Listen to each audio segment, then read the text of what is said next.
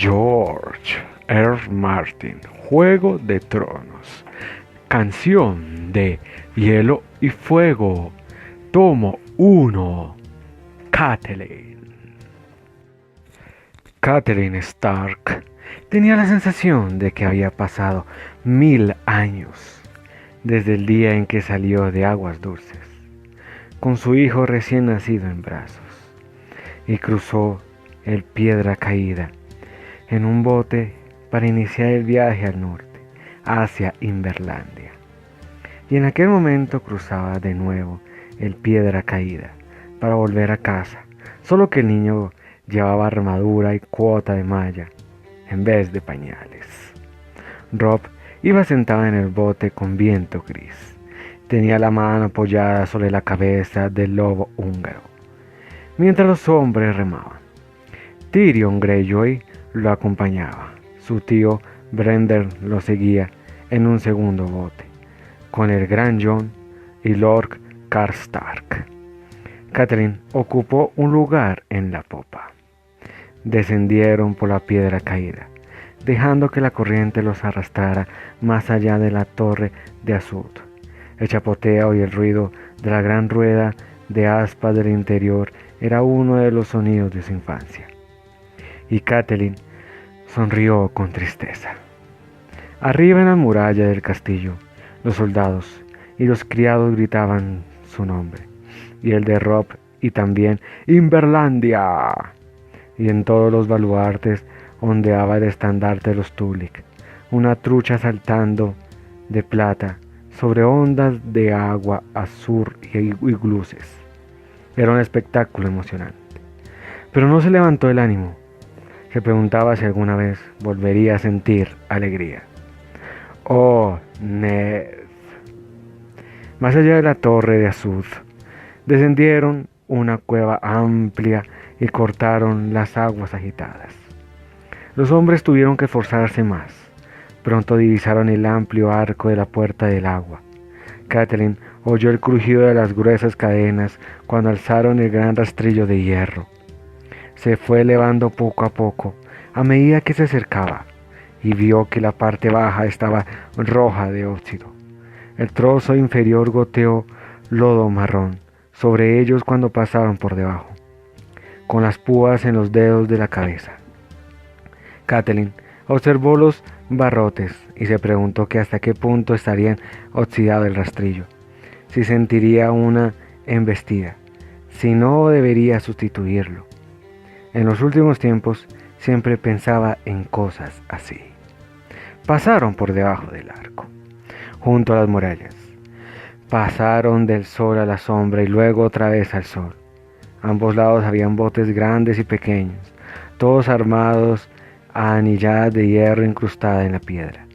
Los guardianes de su padre esperaban en la escalera del agua, junto a su hermano, Sir Edmund Tully. Era un joven corpulento, de pelo caoba revuelto y barba de aspecto fiero. Llevaba una coraza mellada y arañada tras la batalla, y una capa azul y roja manchada de sangre y hollín. A su lado se encontraba Lord Tyros Blackworth, un hombre huesudo y duro, con nariz ganchuda y patillas y bigote entre canos. Llevaba una brillante armadura amarilla con incrustaciones de azabache en forma de hojas, y una capa de plumas de cuervo cosidas le caía sobre los hombros flacos. Lord Tyros había liderado el grupo que rescató a su hermano del campamento Lannister. Traerlos, ordenó Sir Edmund. 3 hombres bajaron por la escalerilla, se metieron en el agua hasta las rodillas y tiraron del bote con ganchos largos.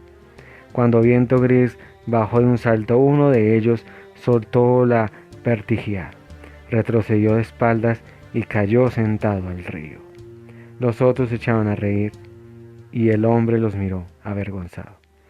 Tyrion Greyjoy se dirigió hacia el bote, cogió a Catelyn por la cintura y la depositó sobre un peldaño seco, mientras el agua le lamía las botas. «Hermana querida», dijo Edmund con voz ronca mientras bajaba por las escaleras para abrazarla. Tenía los ojos de un azul intenso y una boca acostumbrada a sonreír, pero en aquel momento no sonreía. Parecía triste y agotado, maltrecho por el combate y demacrado por la tensión.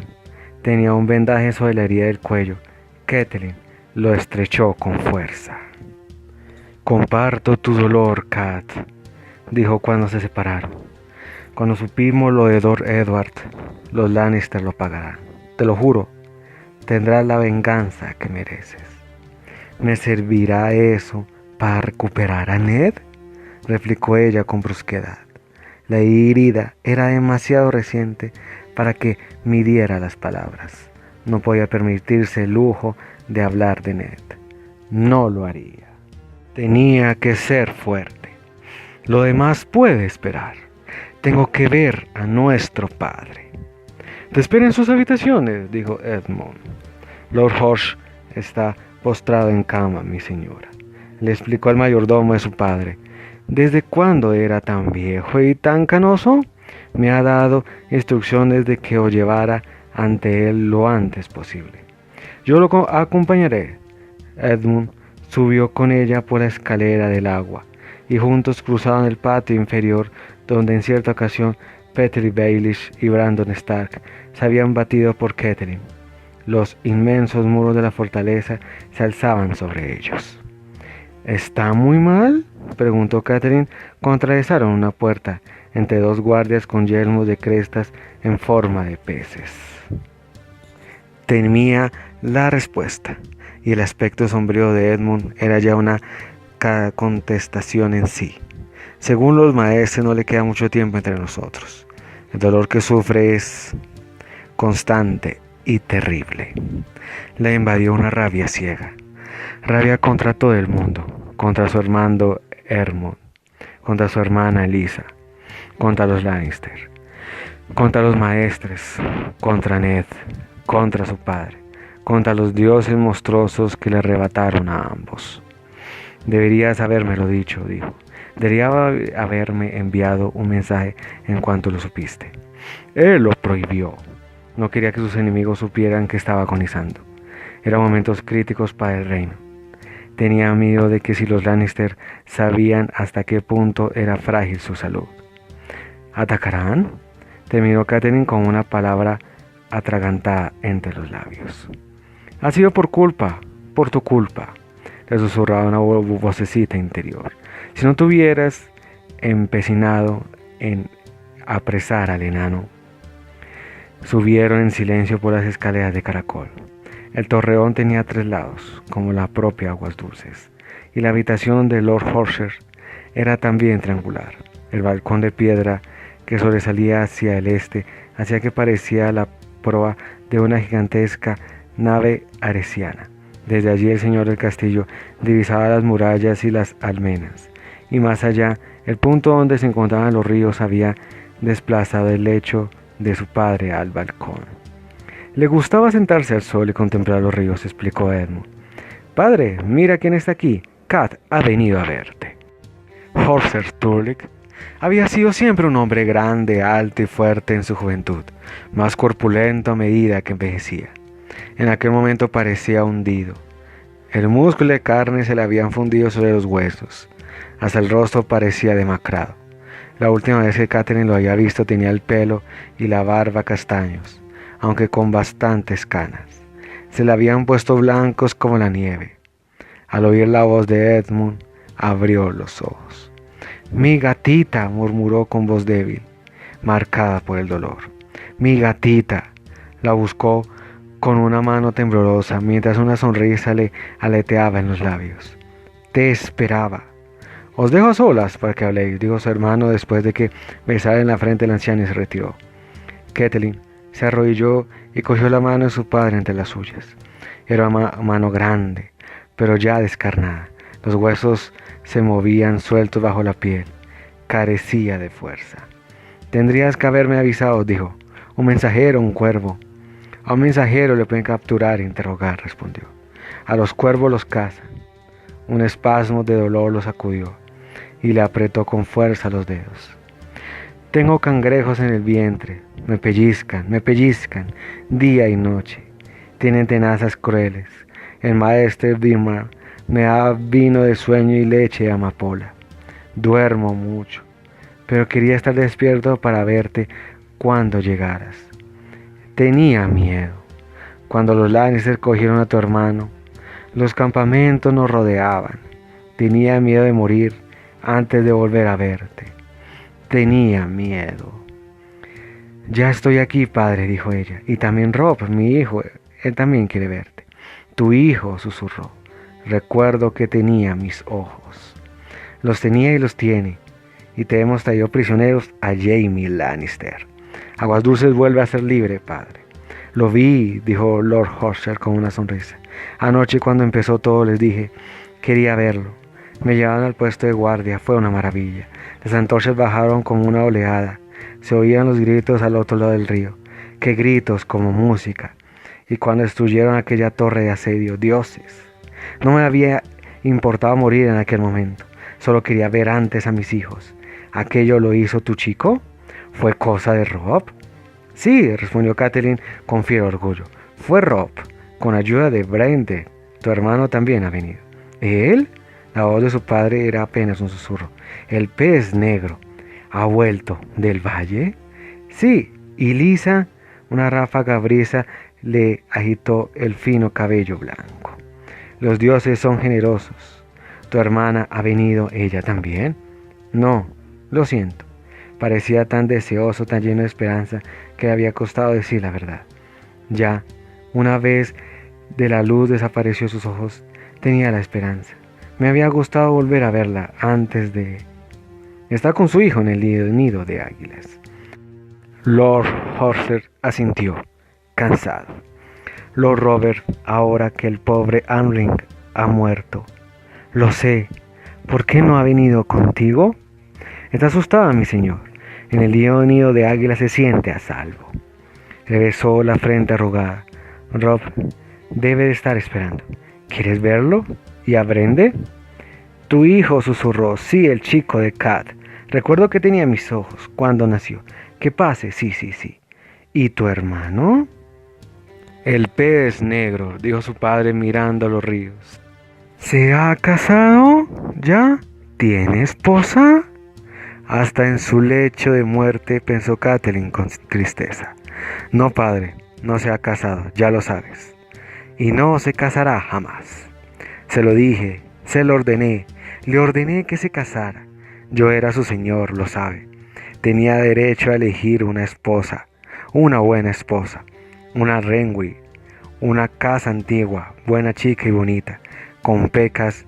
Bethany, sí, pobrecilla, sigue esperando, sí, sigue. Bethany Renwy se casó con Lord Roman hace años, le recordó Catelyn. Tienen 3 hijos. Aún así, murmuró Lord Horsell. Despreció a la chica. A los Renly, a mí, a su señor, su hermano, ese pez negro.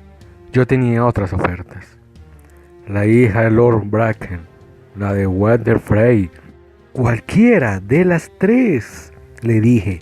¿Se ha casado con alguna? ¿La que sea? No, respondió Catelyn, pero ha cabalgado muchas leguas para venir a verte. Ha peleado para recuperar Aguas Dulces. Sin ayuda de Sir Brandon, yo no habría llegado hasta aquí. Siempre fue un guerrero, susurró su padre. Eso sí, el caballero de la puerta.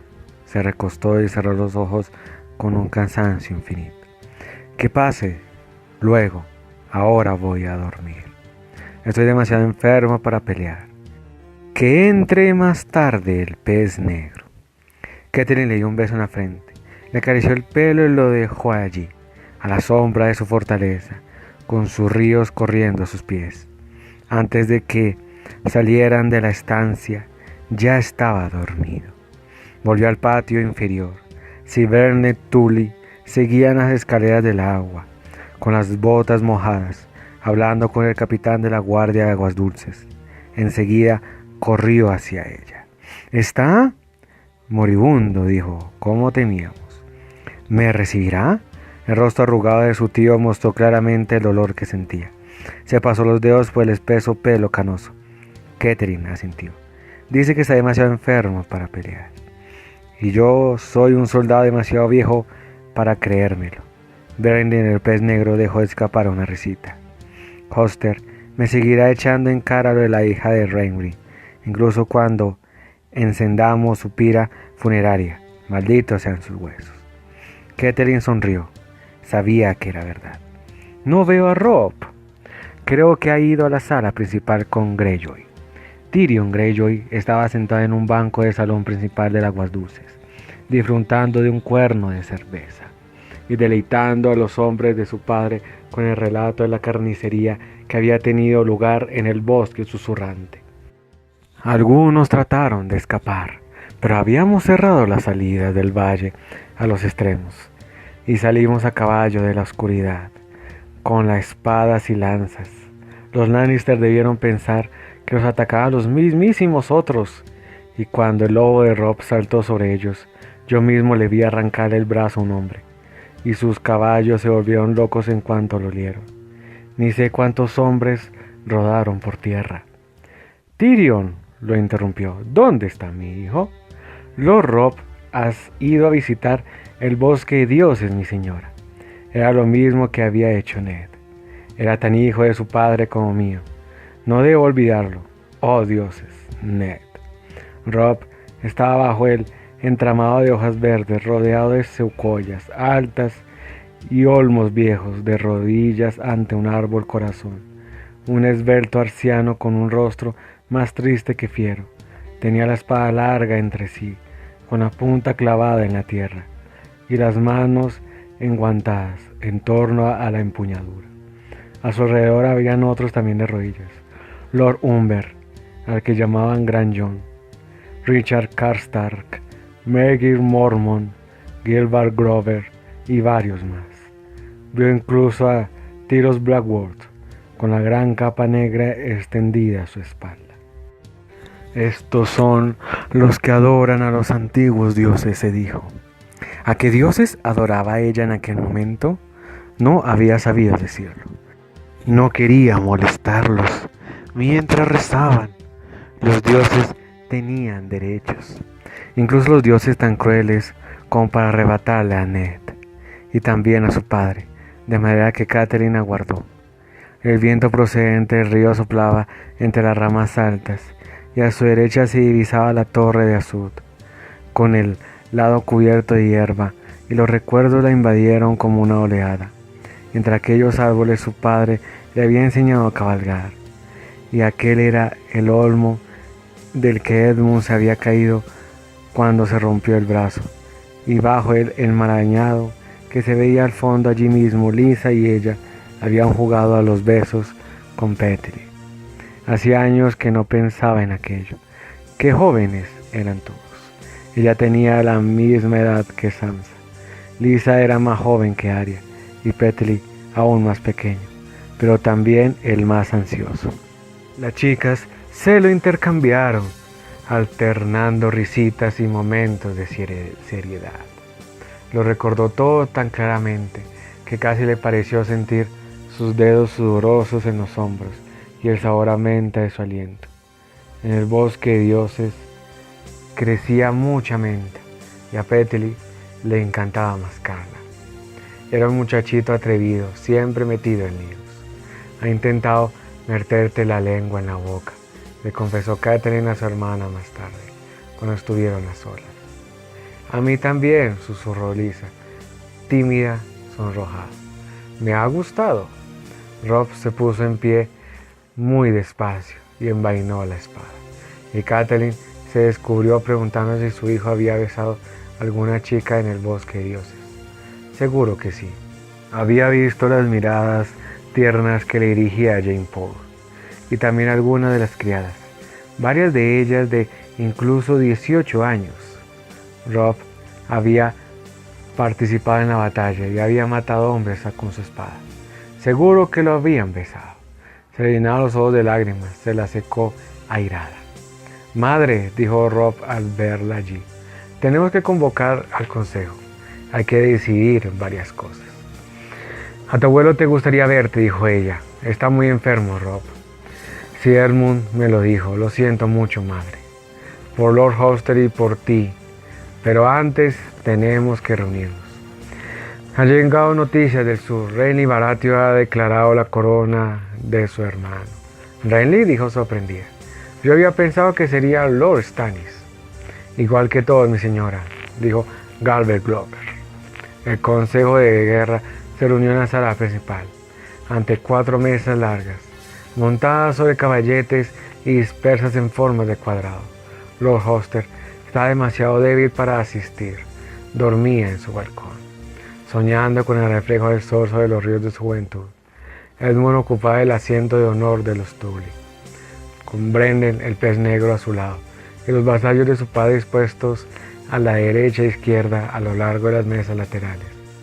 La noticia de la victoria en Aguas Dulces había llegado a los oídos de los señores del Tridente, que habían escapado, y aquello los indujo a regresar. Carlin Baines volvió convencido, enseñó tras su muerte de su padre bajo el colmillo dorado. Lo acompañaba Sir Merky Piper y llevaba consigo a Darnley, el hijo de Raymond, un muchachito de edad de Bran. Lord Jones Bracken llegó, procedente de las ruinas de Seto de Piedra, airado y colérico, y ocupó un asiento tan alejado como le fue posible, de Tyros Blackwood. Los señores del norte se sentaron delante. Catelyn y Robb, frente a Edmund, eran menos. El gran Jon ocupaba el lugar de izquierda de Robb y a su lado estaba sentado Tyrion Greyjoy. Gilbert Grover y Lady Mormont estaban a la derecha de Catelyn. Lord Richard Karstark, demacrado, con los ojos inexpresivos de tanto dolor, parecía vivir una pesadilla, con la larga barba desaliñada y sin lavar. 2 de sus hijos habían muerto en el bosque susurrante, y no había noticias del tercero, del primogénito, que había ido a la cabeza de los lanceros Karstark contra Tywin Lannister en la Forja Verde. Los parlamentos se prolongaron hasta bien entrada la noche. Cada uno de los señores tenía derecho a hablar. Todos hablaban y gritaron, y maldijeron, razonaron, adularon, bromearon, negociaron y golpeaban la mesa con las jarras de cerveza, y amenazaron, y salieron de la sala y regresaron malhumorados o sonrientes. Catelyn nos escuchó a todos. Roose Bolton había reagrupado los maltrechos restos de otro ejército al pie del camino del cuello. Sir Herman Tarry y Wendy Frey seguían defendiendo a los gemelos. El ejército de Lord Tywin había cruzado el Tridente y se dirigía hacia Hammer, y el reino había 2 reyes y ningún punto de acuerdo. Muchos vasallos querían marchar de inmediato contra Henry para enfrentar a Lord Tywin y derrotar a los Lannister de una vez por todas. Marky Piper, joven y fogoso, insistía en atacar Roca Casterly, pero otros recordaban paciencia. Aguas Dulces era un punto clave, cortaba la línea de suministro de los Lannister, tal como lo recordó Jason Mallister. Por tanto, el tiempo jugaba a su favor, ya que Lord Tywin no tendría provisión ni tropas de refresco, mientras que ellos se ponían a fortificar y a descanso a sus guerreros. Lord Blackwood no quería ni oír hablar de aquello. Iba a terminar lo que había empezado en el bosque susurrante. Marcharía contra Henry y de paso se reuniría con el ejército de Roose Bolton. Y, como siempre, Bracken se oponía a todo lo que propusiera Blackwood. Lord Jones Bracken se levantó para insistir en que debía jurarle lealtad al rey Renly y avanzar hacia el sur para unirse a sus huestes. Renly no es rey, dijo Robb. Era la primera vez que su hijo hablaba, al igual que Ned sabía escuchar. No pretendéis ser leal a Joffrey, mi señor, dijo Galba Glover. Hizo matar a vuestro padre, y esa acción hace de él un malvado, replicó Robb, pero no hace que en Renly un rey. Joffrey es el primogénito de Robert, de manera que, según las leyes del reino, el trono les corresponde por derecho. Si muriera, y de eso pienso encargarme, tiene un hermano menor, Tommen. Es el siguiente en la línea de sucesión. Tommen es un Lannister. Saltó Sir Michael Piper. Así es, asintió Robb, preocupado. Pero aunque ninguno de los dos tengan derecho al trono, lo tiene Lord Renly. Es el hermano pequeño de Robert. Bran no puede ser señor de Invernalia antes que yo. Y Renly no puede ser rey antes que Lord Stannis. Lady Mormont asintió. La demanda de Lord Stannis es la más justa. Lord Renly ha sido coronado, insistió Marky Piper. Tiene el apoyo de Alto Jardín y Evasión de las Tormentas, y pronto tendrá el de Dorne. Si Invernalia y Aguas Dulces unen sus fuerzas, lo respaldarían 5 de los 7 grandes casas. 6 si los Henry se decide. 6 contra la Roca, mis señores. Antes de que termine el año tendremos todas las cabezas clavadas en estacas. La reina, el niño rey, Lord Tywin, el gnomo, el matarreyes, Sir Kevan, todos. Eso es lo que ganaremos si nos unimos al rey Renly.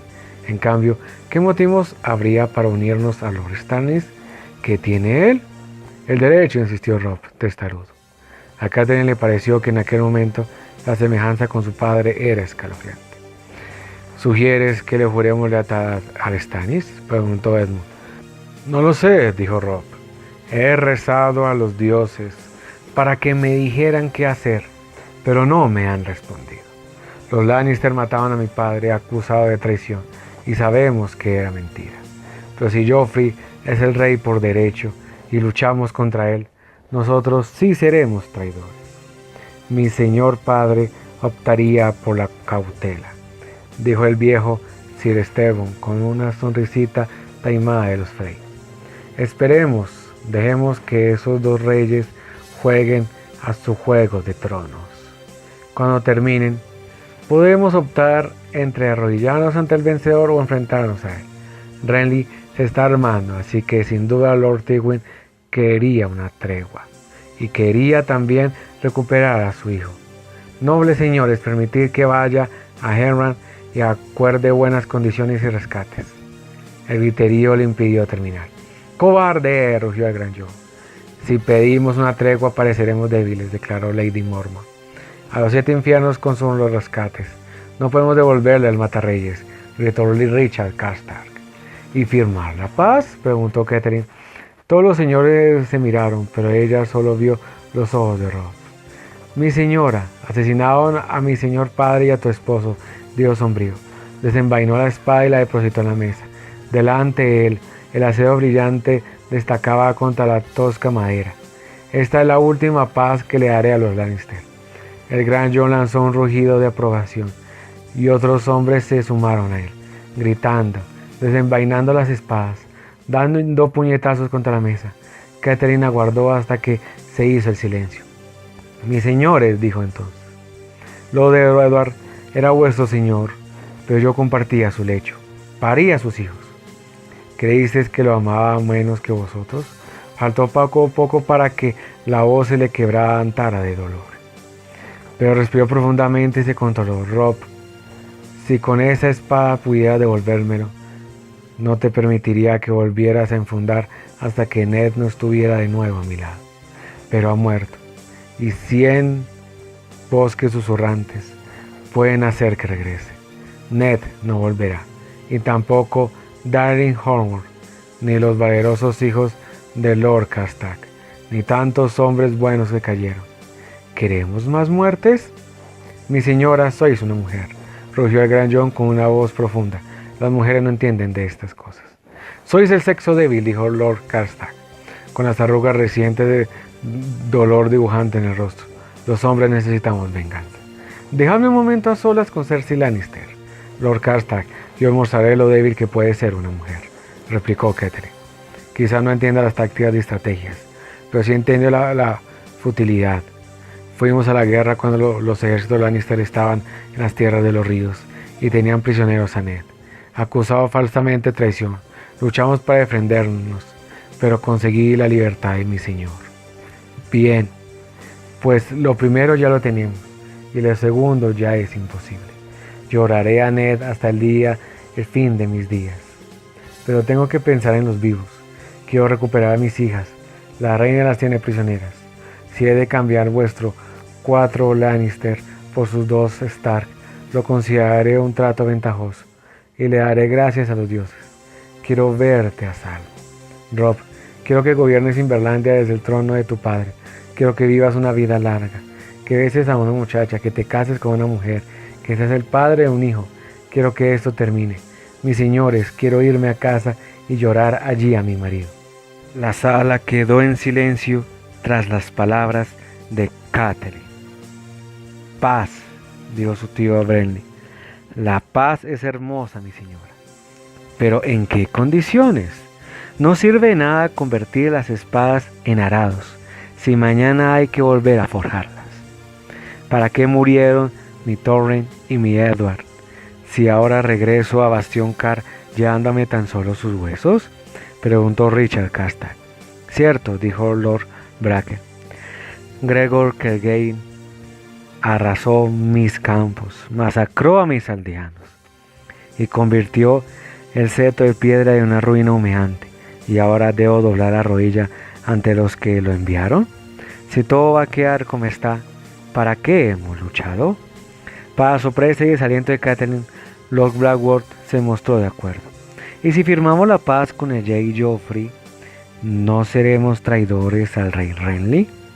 ¿En qué posición quedaríamos si el venado derrota al león? Decidáis lo que decidáis, un Lannister nunca será un rey, declaró Mickey Piper. Ni el mío, gritó el pequeño Darry. Ni tampoco, ni el mío.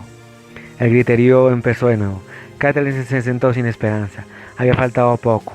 Casi lo habían escuchado, casi. Pero el momento oportuno había pasado ya. No había paz, ni tiempo para curar las heridas, ni seguridad.